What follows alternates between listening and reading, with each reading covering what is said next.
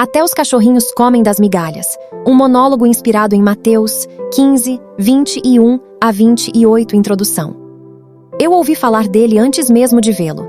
Diziam que os cegos voltavam a enxergar, que os paralíticos corriam pelas ruas, que os leprosos voltavam a ser abraçados, que os pecadores encontravam perdão em seus olhos. Mas eu também ouvi outra coisa, que ele era judeu.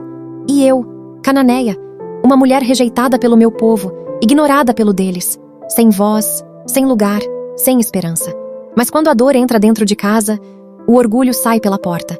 Minha filha gritava durante as noites, se contorcia, chorava. Havia algo maligno dentro dela.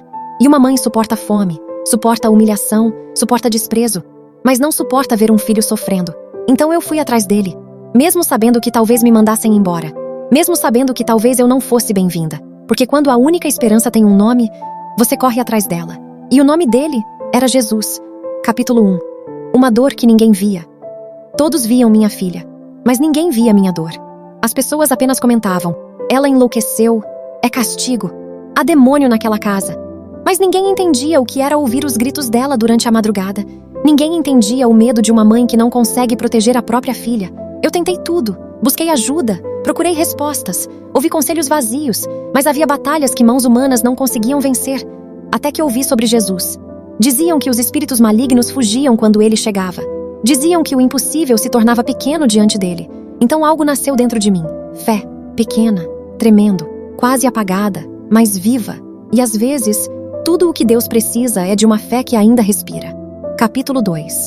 O silêncio de Jesus. Quando eu o encontrei, corri. Não pensei nas pessoas, não pensei nos olhares, não pensei na vergonha. Eu apenas gritei: Senhor, filho de Davi, tem misericórdia de mim.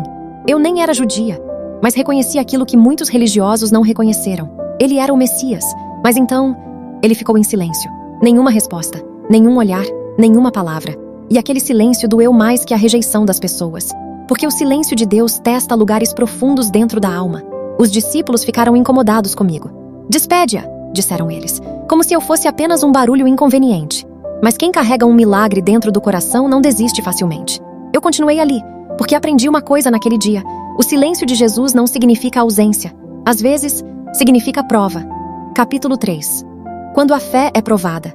Então ele falou, mas suas palavras pareciam duras. Não fui enviado senão as ovelhas perdidas da casa de Israel. Era como se ele estivesse dizendo, você não pertence a este lugar. E talvez fosse verdade. Eu era estrangeira, cananeia, impura aos olhos deles. Mas a dor me ensinou algo. Quem reconhece sua miséria está mais perto da graça do que quem confia em si mesmo. Eu me ajoelhei. Senhor, socorre-me. Não havia mais argumentos, só dependência. Então veio a frase que poderia destruir qualquer orgulho.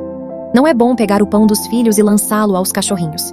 Naquele momento, eu tinha duas escolhas, me ofender ou perseverar. E há pessoas que perdem o milagre porque se ofendem no processo. Mas eu não fui atrás de reconhecimento, fui atrás de socorro. Capítulo 4. As migalhas da graça. Então respondi, sim, Senhor, mas até os cachorrinhos comem das migalhas que caem da mesa dos seus donos. Eu não precisava da mesa inteira. Uma migalha dele era suficiente, porque uma migalha de Cristo carrega mais poder que todos os recursos humanos juntos. Naquele instante, o céu se moveu, os olhos de Jesus mudaram, e então ouvi palavras que jamais esquecerei. Ó mulher, grande é a tua fé, grande fé. Não porque eu era forte, mas porque me recusei a desistir. A fé verdadeira continua crendo mesmo quando tudo parece contrário. Ela atravessa silêncio, atravessa demora, atravessa humilhação, porque sabe que Jesus continua sendo a única esperança. E naquela mesma hora, minha filha foi liberta, sem toque, sem espetáculo, sem multidão, apenas uma palavra, e o inferno teve que soltar aquilo que mantinha preso. Capítulo 5. O que aprendi? Aos pés de Jesus. Naquele dia eu aprendi que Jesus não ignora corações quebrantados. Aprendi que a graça ultrapassa barreiras religiosas, culturais e humanas. Aprendi que Deus ouve o clamor de quem insiste em permanecer aos seus pés. Muitos me chamavam de estrangeira, mas Jesus me chamou de alguém que tinha fé, e isso mudou tudo. Porque no reino de Deus, não é a origem que define quem recebe o milagre. É a fé. Há pessoas que conhecem a religião, mas nunca se renderam. Eu não conhecia os costumes deles, mas reconheci o Salvador quando o vi. E às vezes os que estão mais longe descobrem mais rápido quem Jesus realmente é. Conclusão. Hoje, quando lembro daquele dia, ainda consigo ouvir minha própria voz gritando pelas estradas. Senhor, filho de Davi, tem misericórdia de mim. E sabe o que descobri? A misericórdia dele alcança quem o mundo rejeita. Jesus ainda escuta mães que choram, ainda responde corações quebrados, ainda honra a fé perseverante. Talvez existam silêncios sobre sua vida hoje, talvez pareça que Deus está demorando, mas não desista. A mulher cananeia me ensinou algo eterno. Quem permanece aos pés de Jesus nunca volta vazio, porque até as migalhas da graça dele são suficientes para transformar uma vida inteira.